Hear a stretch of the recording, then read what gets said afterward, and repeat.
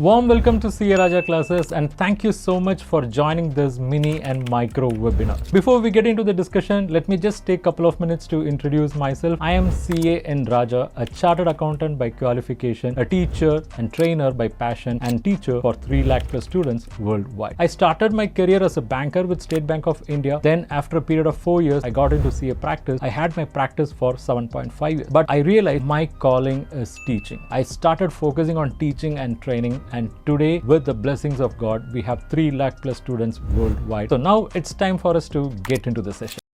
In this session, I'll take you through the difference between DSCR and FOIR.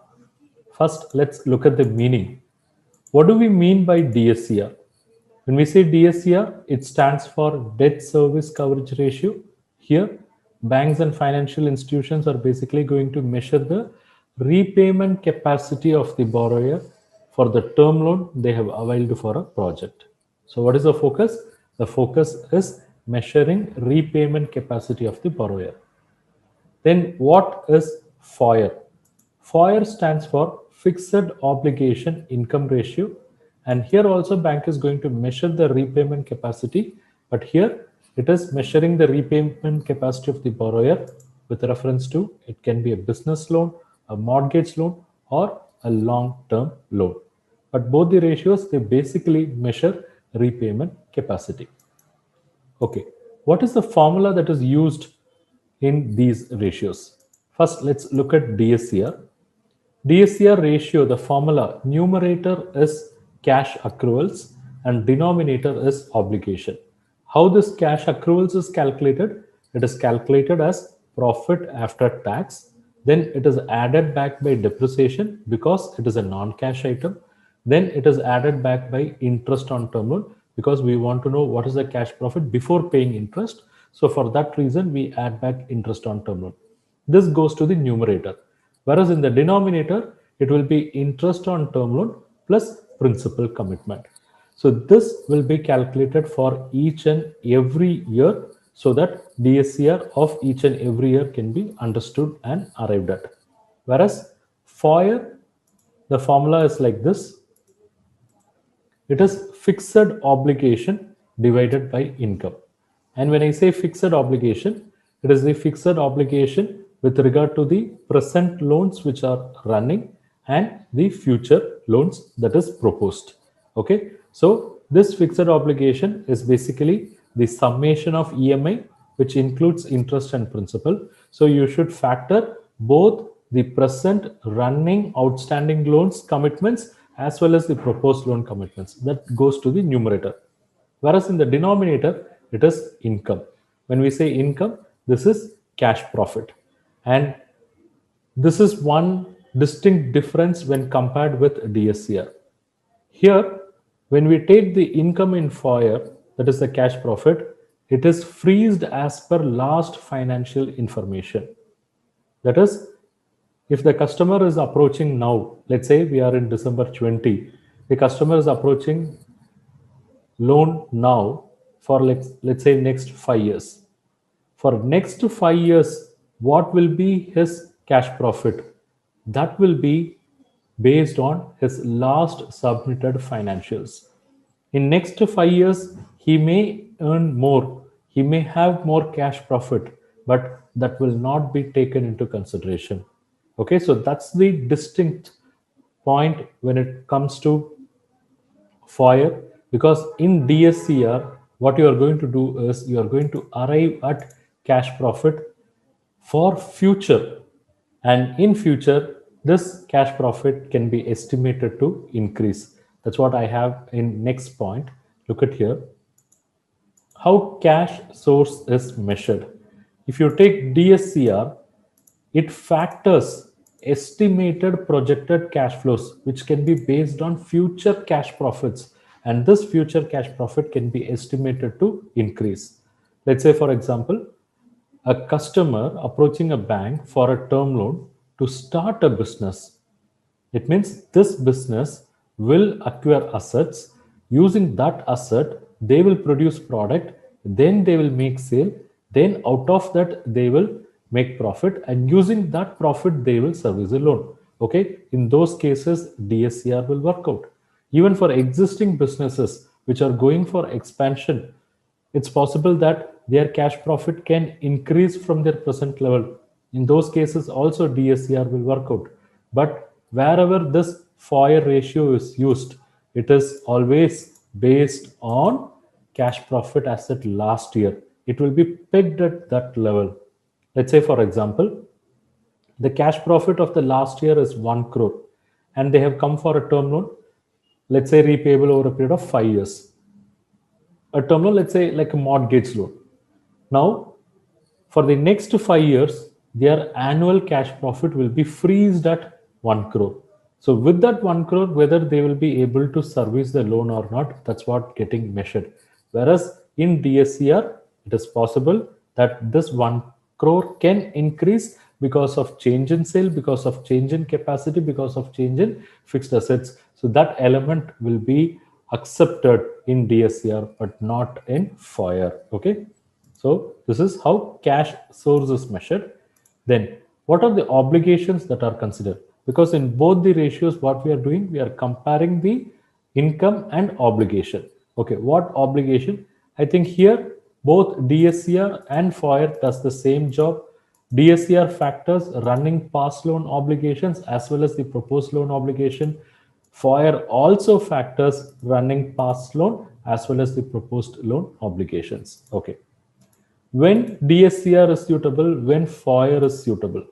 DSCR is suitable for project financing, let's say like term loan, because this is going to involve estimation, projection. It's possible future revenue can be estimated, projected to increase, same the profits and cash profits. Whereas FOIR can be used for medium to long term loans where the repayment is based on existing cash profit, existing capacity. That's why generally we see this in mortgage loan, business loans and all, right? And what is the minimum acceptable level? If you take DSCR, the minimum acceptable DSCR for each and every year throughout the loan tenor will be like 1.5 times every year. Of course, it could vary bank to bank depending upon the bank's risk perception. Conservative bank will say something like 1.5 times, whereas the banks which are ready to take a little bit of risk, they'll go even up to 1 time. Okay, this is every year. That is, if the loan is for 5 years, for each and every year, the ratio should be at least 1.5. And average DSCR will also be calculated, which should be at least 1.75. And again, it can vary bank to bank.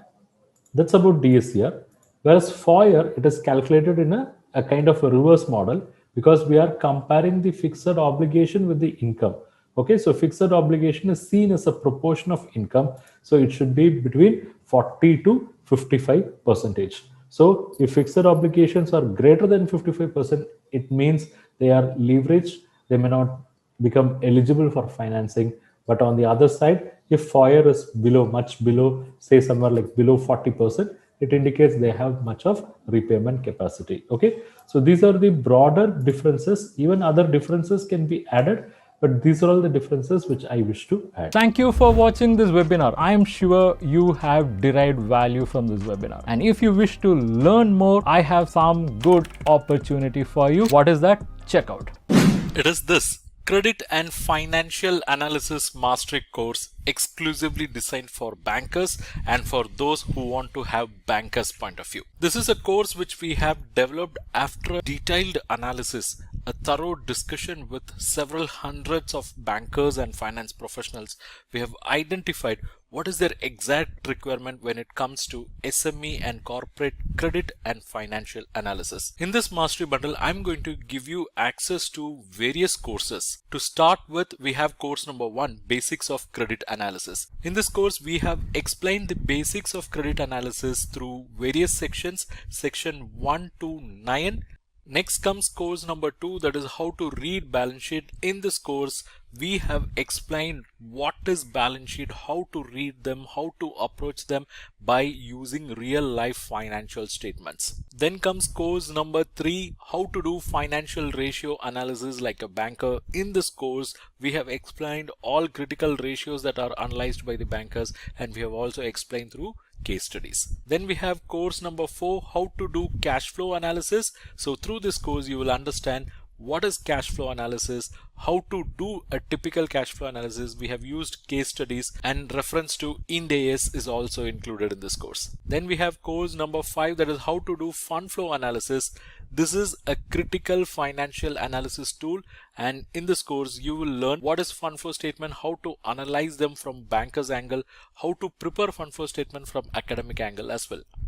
So overall 5 courses, each 1499. So aggregate price should be 7495, but you are not going to pay that. For you it's just rupees 2499 for 1 year access, or rupees 4999 for lifetime access.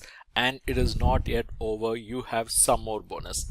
Bonus is course number 6, how to carry out credit risk rating for non-trading entities. These are all the topics covered in this course. Then course number 7, it is how to carry out credit risk rating for trading entities. Not yet over, you also have access to course number 8, that is how to prepare CMA report for bank loans. It's a comprehensive course which will run for 8 plus 5 hours, and you will learn entire CMA report preparation process. And course number 9, how to prepare cash budget for bank loans. Course number 10, how to assess fund-based working capital. So in this course you will understand what is working capital, what are working capital credit facilities and how to assess them, what are the key ratios that are related to working capital, and what are the additional key analysis that will be done by bankers on working capital matters. You will get a comprehensive understanding of cash credit, export finance, and there are certain on-demand videos as well.